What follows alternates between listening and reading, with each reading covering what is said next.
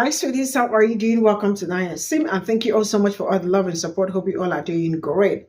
I remember that Black people actually said this, but this is like already happening.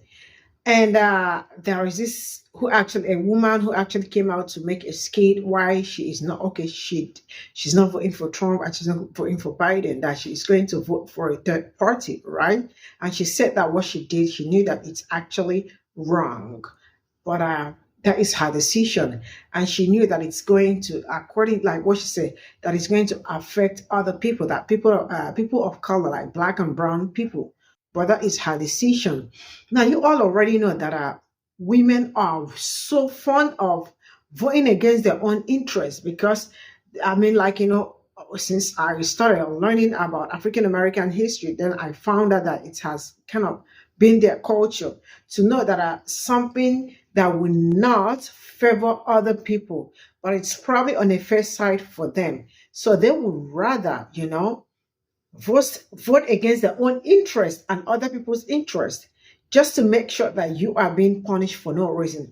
And then return back later to tell you that, yeah, you all said that we shouldn't do this, but we did it and we are sorry. Can you please help us do something? I've been hammering this since this year that there is nobody helping anybody out this year, next year, or other years to come. We really do have to sit up. Let's get into this. So I voted third party because I didn't want to vote for Joe Biden. I thought he was doing a bad job, but I didn't want to vote for Trump either. Do I regret my choice? Well, yeah, obviously now, but I didn't really think this was going to happen. I didn't vote in the election because I didn't think that my vote mattered.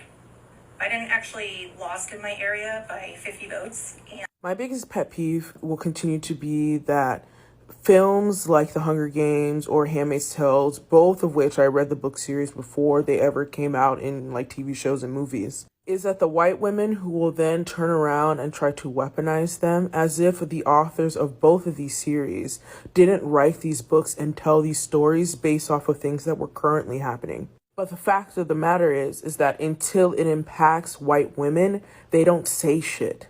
They don't do shit. And then they get online and make these little skits to try to fearmonger everyone, while black and brown women in the United States and across the globe are facing these impacts, and even poor white women are facing these impacts. Yet this is what the fuck we get from women like this. Something that also continues to be a pet peeve of mine is that we know we have a voting system that is fucked. Hillary Clinton did not lose to Donald Trump. Hillary Clinton lost to the Electoral College. We have a system in place that does not value every single vote as being an equal vote in determining a presidency. Even though we do that for senators, even though we do that for other representatives, it is not done for the presidency.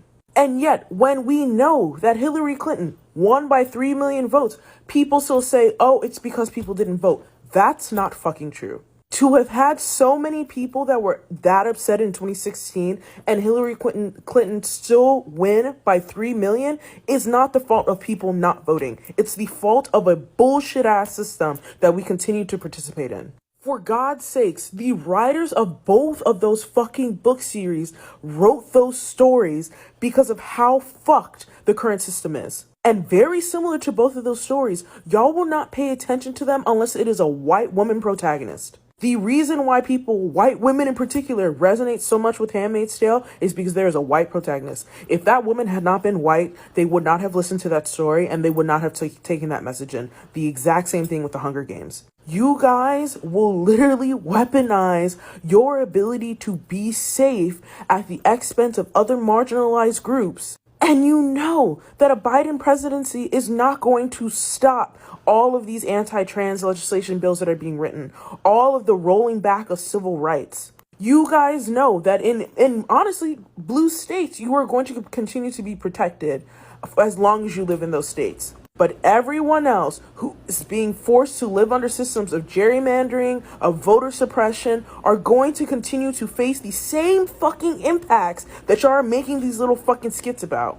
In many states through the South, women are already regulated as second-class citizens. And everybody tries to make it seem like it's so easy. It's so easy to walk into that booth and know the right decision and make the right choice by just writing Joe Biden's name in or fucking checking that box and moving on. So many of you want to criminalize people for morally struggling with this, and that is alarming to me. I don't care how much you try to throw your logic in and say how much things are going to be worse. People are feeling the impacts now. People were feeling the impacts in 2016. And the fear that they have is that they're going to continue to feel it no matter who they put in place. But yet so many of you are just trying to say that people are unintelligent. People are voting against their own interests. People don't care about the greater communities around them because they are struggling to vote for Joe Biden. I don't understand how we can see somebody who is so obviously struggling on a day-to-day basis to be the commander-in-chief of this country. And as people are being forced to watch that shit on their televisions and on their phones and are rightfully scared, the very best that so many of you can muster is to ridicule and be condescending. I am sick of seeing skits like this, particularly from white women. Because in just about every point in history in which white women had power to do something for the greater collective, who did they pick but themselves every single time? And RBG, I'm looking at you, bitch. People don't have a plan. People aren't thinking about the future. People are terrified. And I think it's also funny because so many people keep bringing up Project 2025, and I have been continuing to read it because it is so fucking long. But one of the number one words that I want to point out that repeatedly appears in Project 2025 is the word community. Conservatives figured out very, very quickly in Project 2025 that if they continue to form community, which is a word that appears so many times in that damn manifesto, that they actually had a real shot at this. And what they did is reach out to the worst fucking bigoted people that they could and wrote that damn thing.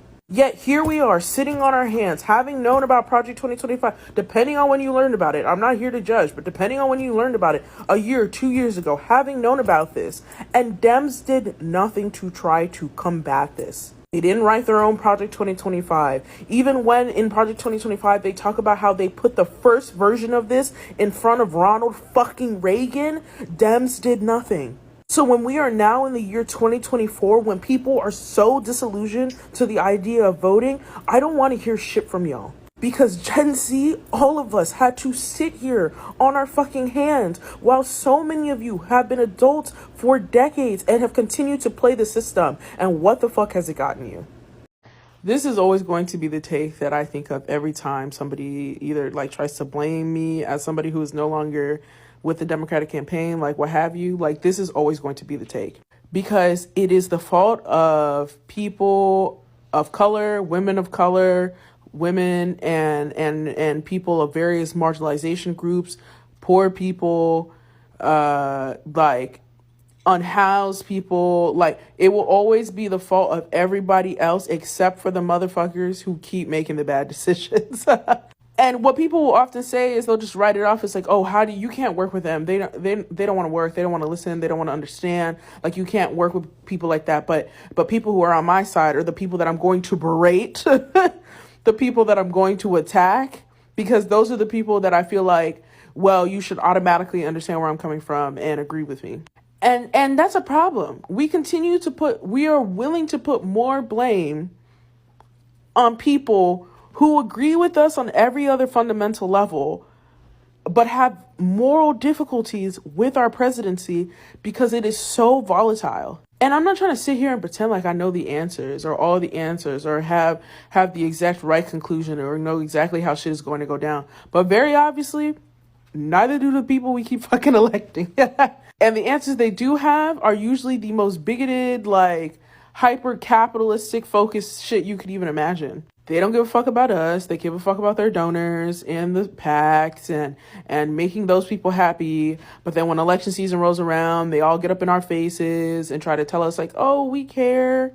They don't. And this demographic of people also don't seem to give a fuck. They overwhelmingly vote against their own interests time and time again. Or their quote unquote own interests. I'm sick of it, bro. I'm sick of it. So at this point, I'm likely going to block this person because they have been in my comments for the last 2 days, and I've already made a comment in response, a video response to one of their comments, and they've also been in my DMs, and this is where the line has been officially crossed. Because I know for damn sure you cannot be talking about the same Black community who tried to warn the world about the violence of the police and the police state in which we are in, and that at every fucking turn, white liberals wanted to PC that shit. And now, what are we seeing? Police beating the shit out of people on college campuses. Police training with the IOF to go and commit violence not only to Palestinians, but people within the United States. I know you cannot be talking about the same Black community that at every turn has tried to bring other people with us, even when all of you, literally you can go in any place in this fucking world and find slurs for us. White women, at every turn, at every opportunity that they have had in major ways, have made their ascent to the top and then left everybody the fuck else behind. It cannot be on the Black community to solely fight for our own liberation and then fight for everyone else. That cannot be a realistic ask. You have said many times that this country is a majority white country, right? Yet you are still putting more expectation on a minority group to carry y'all's asses out of the shit that your people does to give you the liberation that you're looking for. Is that not insane to you? You keep saying that white women have done all of these things throughout history to bring other people up, and I want to see it. Because the white women I've seen throughout history, the Susan B. Anthonys of the world, the fucking white feminists that every single fucking time you try to reason with them about how their liberation isn't collective, those same women will turn their backs in an instant unless they've truly done the work. And you so clearly have done literally no work. I mean, I know I've said all of this, but genuinely this has me at a loss for words. Every fucking body expects Black people to lead their liberation. But then when Black people ask, when we say we need your support, we need your actual allyship, we need your, not even allies, we need you to be a fucking comrade, we need you to be down in the fucking trenches with us, this is what the fuck you have to say. This is so telling, and so telling of how so many of you fucking think. In what should come as an absolute shocker to literally no one, the white woman who is getting called out on TikTok for cosplaying as a group of women who are loosely based off of events like slavery, the genocide of Native Americans, and other atrocities committed against women in the modern day, is calling a Black woman angry. Again, this is why people keep saying no one will ever take y'all serious when it comes to actively fighting against oppression until we see you do the real fucking work. Mia, who is a great account to go follow, she talks a lot about what is happening to Palestine, about issues affecting Black people, about issues affecting marginalized groups, and about active liberation, is calling out the fact that this woman is, again, using her fears of what is going to happen to white women to try to guilt people. As we currently speak, because of the United States government, with the current sitting president being Joe Biden, there are women all over this country and all over this globe who are not being taken care of, who are being harmed and being regulated as second-class citizens. And instead of hearing that, instead of hearing Black women's frustrations, instead of hearing people of color's frustrations, with you constantly weaponizing your fears over people's real life experiences, you call people angry. There was a woman who got on here some time ago, her name is White Woman Whisperer, who had a whole conversation about how the conversation around man versus bear for women in general, when put on a more narrow spectrum and looked at in the relationship between white women and Black women, it would be a situation between a white woman and the bear. And what did white women do but proceed to violently harass her, demonetize her account, and call her everything but a fucking child of God? Until white women genuinely, and I mean this genuinely, look outside of themselves when fighting for oppression, look outside of what could happen to them, and instead talk about what is happening, we are going to continue to have this runaround conversation. We cannot pretend that people aren't actively facing this harm. And this is the problem that I'm going to continue to have. When you guys get your cake, when you guys get your Joe Biden in office, y'all fucking dip. Every 4 years, like fucking clockwork, y'all fucking dip and leave everybody else who is trying to organize and trying to make things better on their own. Because to you all, that is enough. That is all you have to do to fight oppression. And newsflash, it's not. Because now we're here again, 4 years later, trying to figure out what the fuck to do because everybody is so fucking terrified and scared. So I voted third party because I didn't want to vote for Joe Biden. When Trump wins the election, notice I said when because it's pretty fucking obvious that he's going to win at this point. But when he does, I hope that he comes out and personally thanks all of the insufferable white liberals for being the reason that he won. You see, Trump isn't going to win because of third party voting.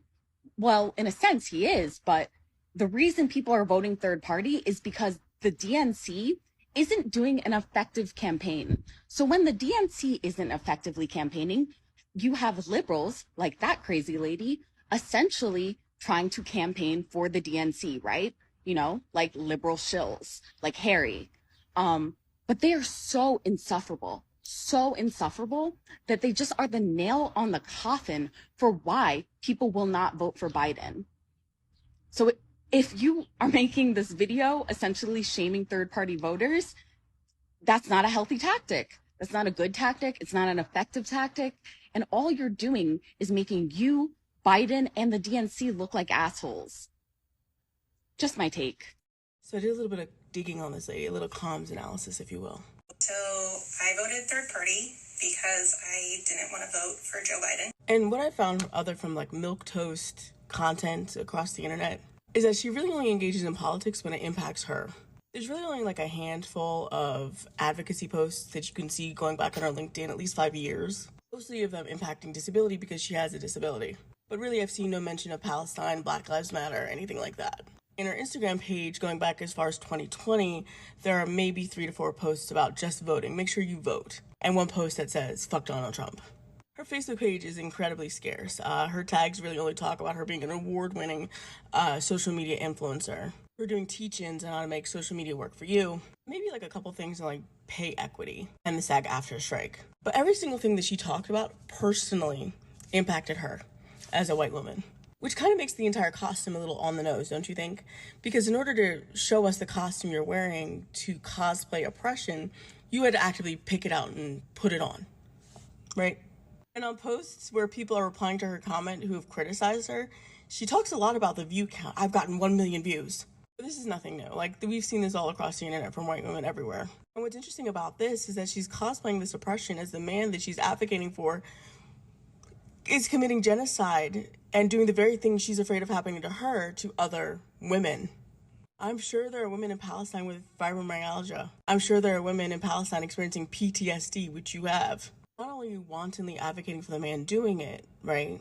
You actively have to fantasize about your own oppression in order to do so. An oppression which other people have experienced, not only historically in the United States, but because of the United States, almost everywhere in the world. And in fact, a majority of your political posts, the vast majority, especially in the last few weeks, are only done through the lens of The Handmaid's Tale, which makes white women the core victim of the very thing that benefits them. So I commend you. I truly do, because without you, we wouldn't have yet another example of this for us to discourse and talk about.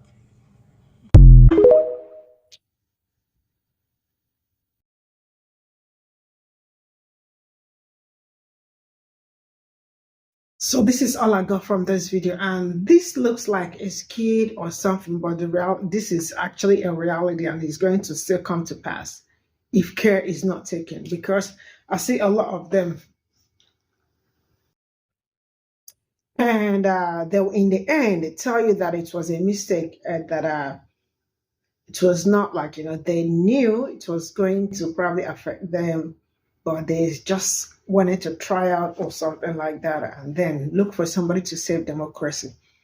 Because this is something that they've been doing. This is not the first, this is not the second time they've done it. They will do it. So now they are rehearsing on how they will do it and how they will go about it. the truth is that I will really need to be very careful because, like, it's everything is just around the corner, and I see all of them. You really need to see how active some of them are online and telling you. I really don't know why they do it, but man, it's really crazy how all of them have really. It looks like they've had meeting and they've agreed that we are actually going to vote for this person, and they know this person is actually not great for them, but they will still do it, go ahead and do it, and then come back in the end to start crying. And I hope that really, I really hope what it's the way the whole thing is going right now, that it doesn't happen the way it is. Though the other person that we are actually thinking that is a lesser this thing is, though he's not trying, because you all can see some of the what is it called, the interview, and the interview he had. He is a little bit off, but I know why everybody wants him to come back, because the other one already, you all already know what is going on with that one. But it's not something that I will start saying here. But I personally feel like some people are not very truthful, especially when it comes to things that will benefit them, because you all already know that how much they know that being on this person's side is going to benefit a lot of us, and being on this person may not favor us, all right? So they are really putting so much pressure, working so hard to make sure that they put in all their best to put for the other person. And I don't know where this is going to end, but we see them. They actually know that it's going to hurt. That time when they're doing something and they know it's going to hurt people that look like me, but that is not their concern, because you are not important. They have people that they know they are working for themselves. So if you're a black person and a brown person, it is not for you. They are also working against you, and for all the also, I see a lot of also black and brown people working against themselves too. So when we talk about them working against us, we can also talk about us, black and brown people, working against themselves. But it's true. So we really have to do what we have to do to make sure that we are at the right place and we arrive at where we are supposed to arrive. See you all in my next video. Bye for now.